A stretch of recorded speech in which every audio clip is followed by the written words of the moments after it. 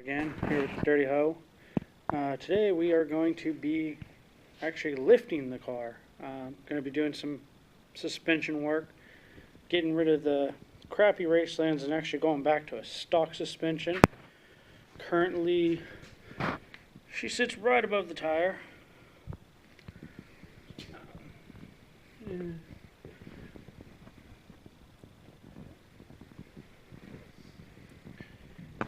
You guys are going to want to do is find yourself a flat surface. Once you do, make sure and set your parking brake and give it a good tug. Make sure it's nice and tight. If you are kind of unsure of your brake, you want to block your rear wheels. Make sure it doesn't roll. Position your jack like so on an RSX or 8th Gen SI, right under the center of the subframe. A good jacking point. Go ahead and jack it up till it's a good workable height. Then you're going to set up your jack stands.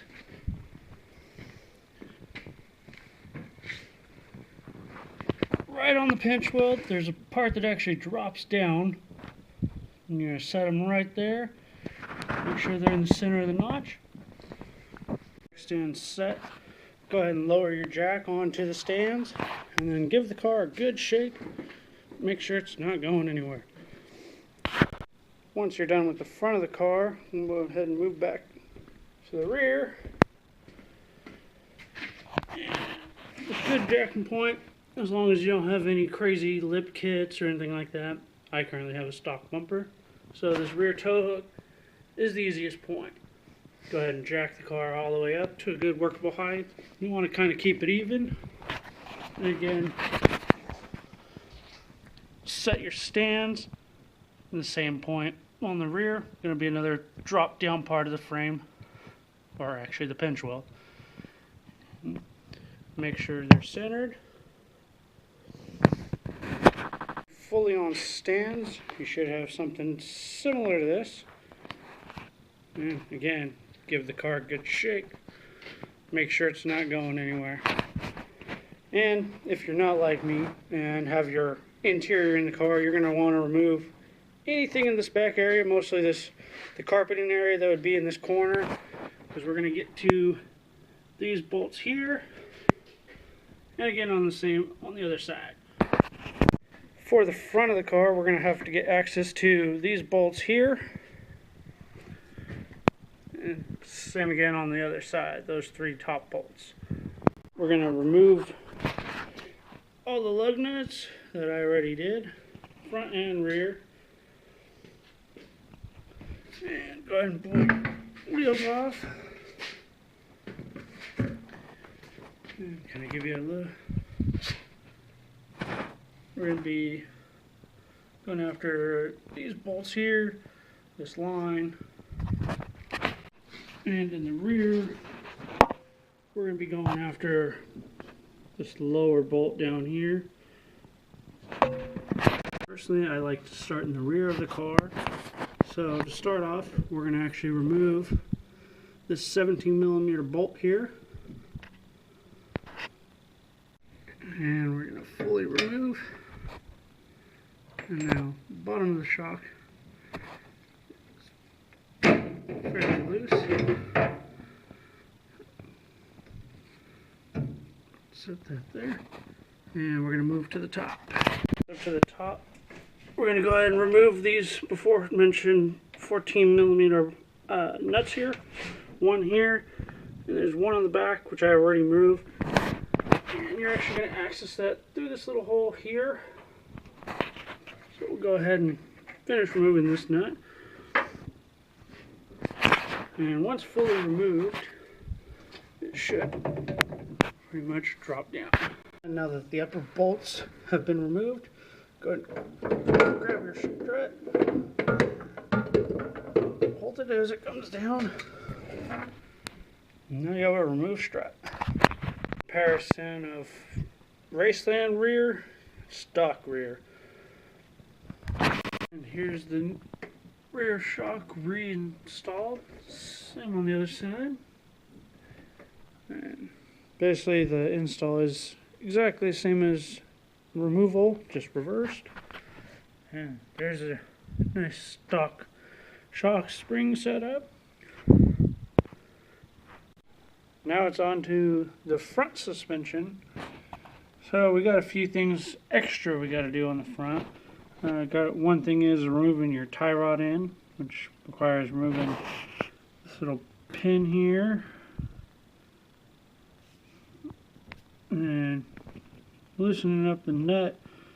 We're actually going to hit the strut right in this area to actually pop this joint loose.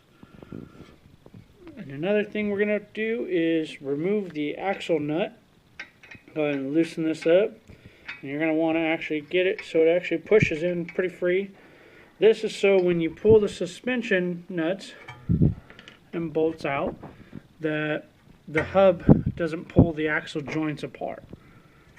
And we're also going to have to remove the bolts for our brake line here. The first one here on the main brake line is actually a 12 millimeter. Go ahead and remove the bolt. And then our hard line for the ABS sensor is a 10 millimeter. Remove that. That way both of our lines are completely free. To completely remove the tie rod end, you're going to take a good sized hammer, since it's a 32 ounce, and give it a couple hits. And it should pop up like so. Completely remove the nut.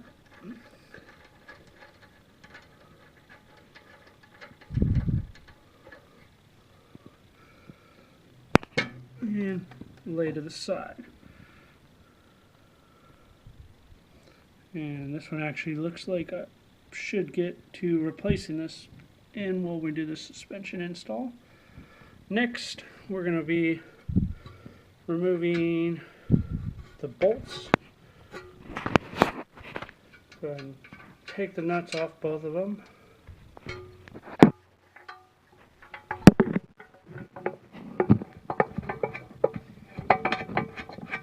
You'll find while doing this, one of the bolts will actually slide completely free. Go ahead and fully remove it. And these bolts are 19 millimeter on the bolt end and a 22 millimeter nut. And on the bottom, we're going to go ahead and remove the 3 14 millimeter nuts on the top.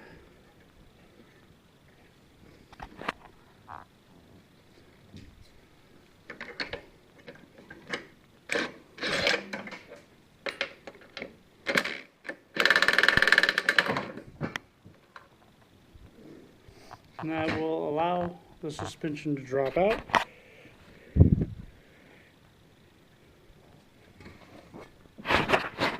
After removing the last of the suspension bolts, you will have a complete strut assembly that's out and ready for your new suspension to go in.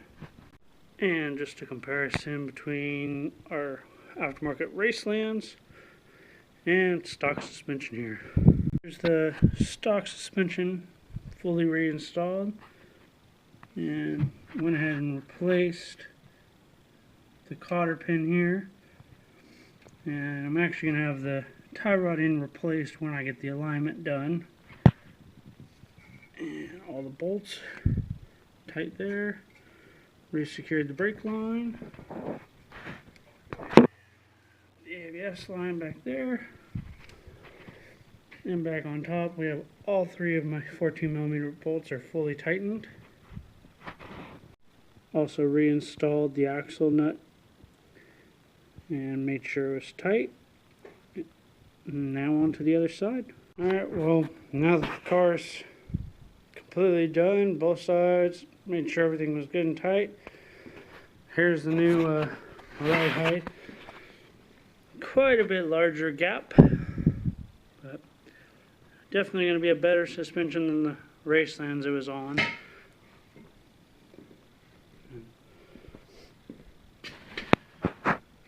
Rear is quite drastic.